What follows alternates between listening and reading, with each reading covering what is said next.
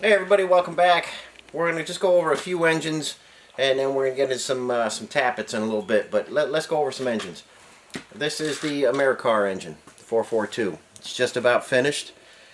When I started building this one, I was looking for the proper oil filter for this to keep it looking as an early motor. You can see there's nowhere on the timing cover for the return line from the oil filter, like this one here. That's not on the cover. And on the early MAs and the civilian Jeeps, they took and ran, the oil filter was on this side, and they ran the inlet from the normal place, and then they returned the oil back through the rear fuel pump bolt. So I had a guy that said he had the filter, said it never actually happened. I don't know why people tell me that, but I do have a different cover. I don't know if I'm going to put a different cover on or if I'm just going to run over into the and make that special bolt for the fuel pump. I'm not sure what I'm going to do there, but that engine is just about ready for the test stand. I'm just waiting on some Pertronics for the distributor. Plug wires are already made. Early carb is on here. And T84 and Dana 18 are going to go behind this, and then we'll get this one running. So this one came out very, very nice. I'm super happy the way this one came out. That's going to be a good engine. Now this is the F-head out of that 68 Jeep. This was a running engine. And just because an engine is running, don't think it's going to run for a long time. This one ran, it didn't run right. Took the whole thing apart. Number 4 exhaust tappet bore was completely wiped out. I have a 4/1000 over tappet in the number 4 exhaust. The motor was very tight to turn over, and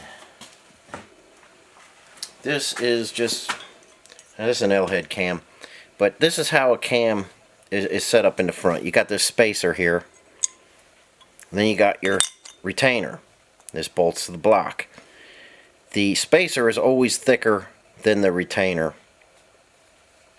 so you're not going to squeeze that too tight. Now on this F-head, I wonder why it was so hard to turn over. This spacer was missing, and the cam was just, when you tighten that down, it just was squeezing on the cam, so it was very hard.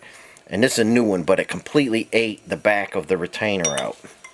So, like I say, a lot of times an engine, you go somewhere and the guy's like, oh, the engine runs great. Well, this one was a disaster, even though it ran. I'm not sure who bored this engine, if they just took rocks off the driveway and tried to bore it, but the bore was completely a disaster. This is now, took 60 over pistons to get this guy straightened out. But everything is finished on this one. T98 is going behind this one, and then this will go in the test stand next after the 442.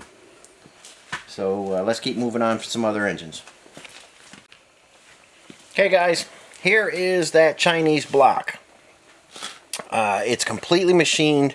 It's been washed probably 100 times. So much casting sand came out of this thing, it was crazy. I put a supersonic head on here. I got the Kaiser supersonic head on there just because I had one.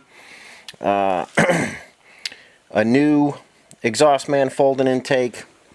Rebuilt carburetor by Rick. And like I do most of my engines now, I got an alternator sitting on here. I'm having much better luck with those than the generators. I've had some generators fail on me. Not so much the generators, but the voltage regulators. New fuel pump, and this guy's ready. I have a T90 ready to go behind this guy.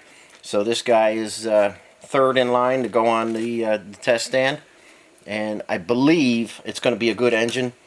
Like I say, I washed it and I thought it was clean. I let it sit. I washed it again, and got a whole bucket of sand out of this thing. I believe now it's clean, and I think it's going to last a long time, but we'll fire it up and see how it goes. Okay, now here is Bertram's M38 engine. New distributor, got the Pertronics in there. I just got to run the wires. I don't have the cap on yet. I have an alternator already on here. We're putting a high torque starter on here for him. This engine is almost completely finished. I still got to get a fuel pump in here. Bertram is sending me the oil filter. He's sending me the crossover tube. And we'll get this guy finished up just as quick as I get the parts. But this engine came out very nice. It's going to be a long-lasting engine for Bertram. I know he's going to enjoy it. And I got to get a carburetor on here. I have one being rebuilt right now. So this is almost finished. Bertram, it's almost ready to ship back to you. I'll get you on the test. If your parts get here quick enough, I'll get you on the test stand first. So almost done with this for you, Bertram. Okay, guys, since we're talking about engines, we're going to talk about a often overlooked thing on an engine, and that's the tappets.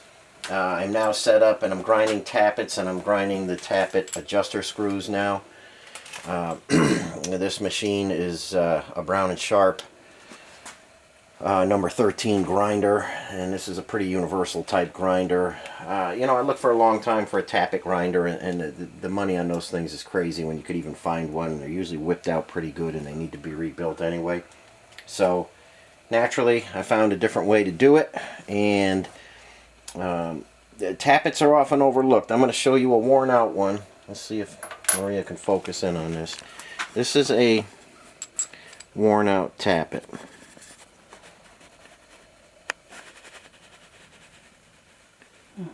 Okay, so it's not flat, it's actually dished down from all the wear. It's got a hollow in the center. Okay, now that is not going to rotate. That's not going to spin around and rotate inside the engine. Now when I'm done grinding them,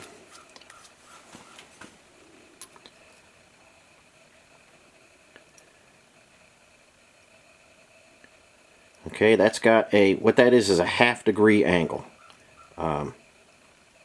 If I had this on a comparator, you'd be able to see it better, but I don't have a comparator. But anyway, it's got a 1/2 degree from the outer edge to the center. Okay, and that's a perfectly ground tappet. Now, it doesn't seem like much, and you never actually think, oh, my tappets aren't working good, or they're not spinning in there, because you don't actually know what's happening. You know, the engine's running, but you don't know why you can't keep up with your buddy who's got a good running engine, you know, with everything going perfect. So the next thing that's critical, this is a normal adjuster screw. This is what you're going to find in most engines. This is an early one here. It's a little bit bigger. Okay, now this has, you see how much that's worn. Now if you measure how much that got beat down in there, it's over 10 thousandths. So you're always going to be 10 thousandths off on your valve clearance, and that's going to screw you up, and that's going to make you not run right. There is a ground adjuster screw. And we're going to grind a tappet right now and get it back to, from you know, dish down in the center and not spinning on your camshaft, to having a 1/2 degree taper on it. And I'll show you how we do that on the machine next. Okay guys, we got the coolant on, we got the wheels spinning, obviously the tappet's spinning, and we're just going to take light cuts, and we're just going to come across the face.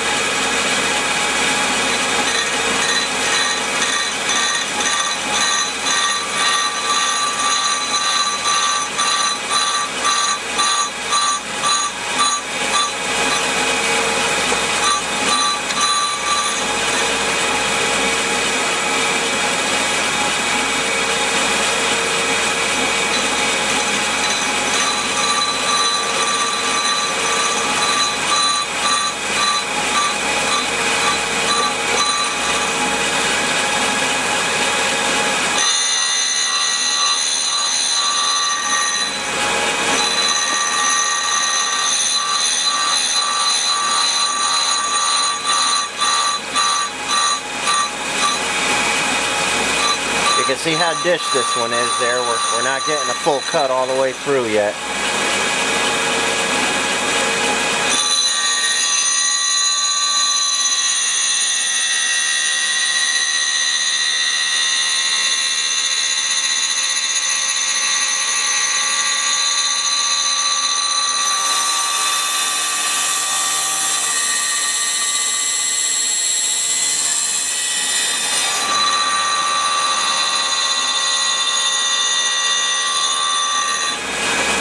Alright, we'll take a look at that. Might have to get a little more on that, but we'll take a look at that one.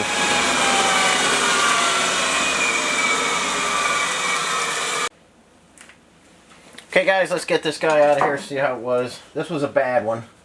Most of them aren't usually this bad. Sometimes they get like this, but doesn't matter what kind of shape they're in, we can get them going. I want to show you. Pick it up. Let me get clear. Yep. Can you see that? Mm-hmm. Okay, see we got the 1/2 degree in there. No matter how you turn it. Okay, now that's going to run on the cam, and that's going to allow it to spin. Now when these come off the machine, sometimes they got a sharp edge there. You can see it kind of, see the edge is sharp there? Just peeling the fingernail off. Okay, it's not a big deal. Just got a piece of Scotch-Brite pad. Okay, you can see the finish on there. It's a nice finish. And we're just going to give it just a little bit of, just break the edges there with a little bit of Scotch-Brite. And put a non-directional finish on there, and as you can see, let me get it cleaned off. You see that okay? Yep. Okay, that's a perfect finish. Now these guys are very hard. They're not, the whole Tappet isn't hard, but this face here is a Rockwell 63, so it's hard. So you need a good wheel if you're gonna grind these. For so long, I've had, you know, thousands of new old stock Tappets, but I did run out of them recently. I am now grinding Tappets. And if anybody needs their Tappets ground, I know sometimes it's getting hard to find places that'll do them, but I am doing them now, and I'm doing the Tappets. And next we're going to do a, there's a whole bunch of them that I did, okay, and I'm going to show you how I do one of the screws as well, so you'll get reground Tappets and a reground screw. But they go pretty fast when they're not in terrible shape. When they're dished out like that, they do take a little bit more. But let's do a screw next. Okay, guys, kind of tough to see, but there is a Tappet adjuster screw right there. This is a terrible one. That's about 16 thousandths pushed in there. So, I mean, just think of what your valve clearance is going to be at that point. You know, if you don't know, you can't see that from when you're slipping your feeler gauge in there. So you can have a Tappet that's got, you know, 30 thousandths clearance on it, and it's just not where you want to be. So you gotta inspect this stuff when you're doing engines. And when I get engines from other shops, none of this stuff is ever done, and it just, you don't have as good an engine as you should have.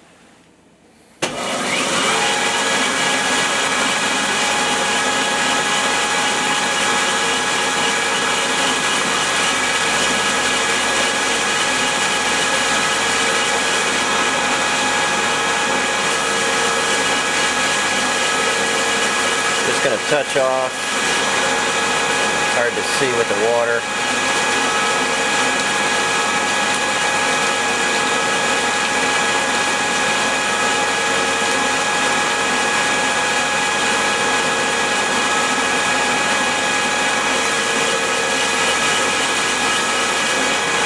Hang in there, guys. Alright, we're just touching now. We'll run across there and see what it's like. Okay, not terrible. Take a little bit more.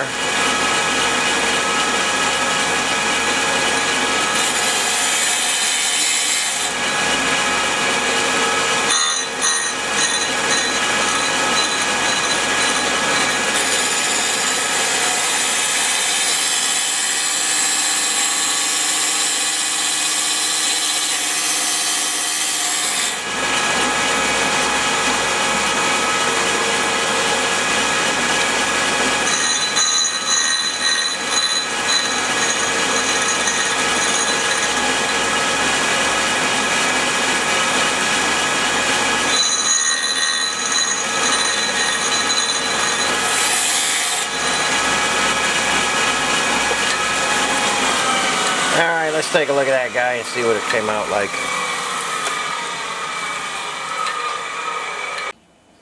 Okay guys, let's pull that out.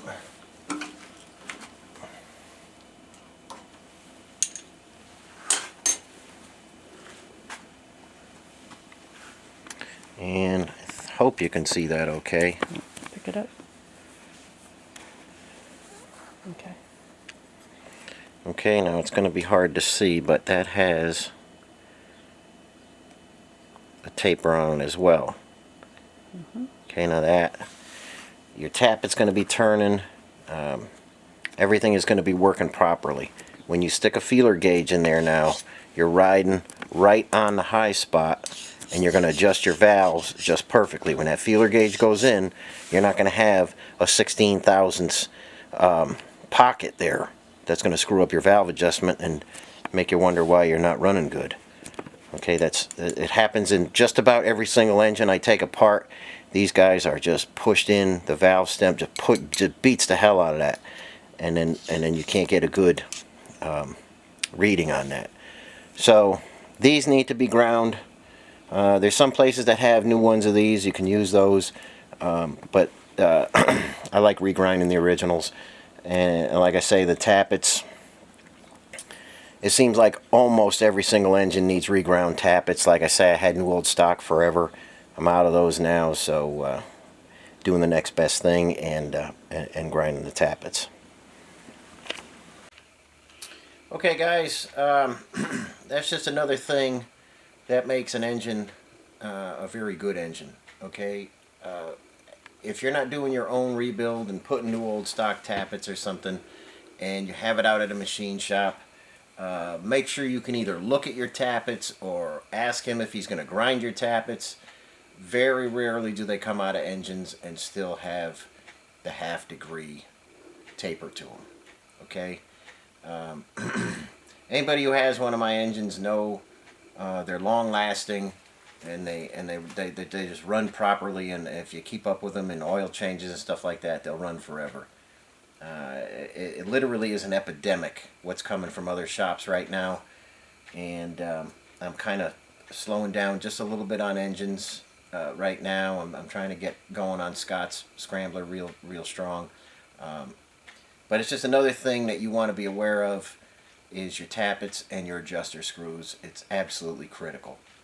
So we're going to end this one here today, right now, and that's all I have for you. But more videos coming, and we'll catch you on the next one.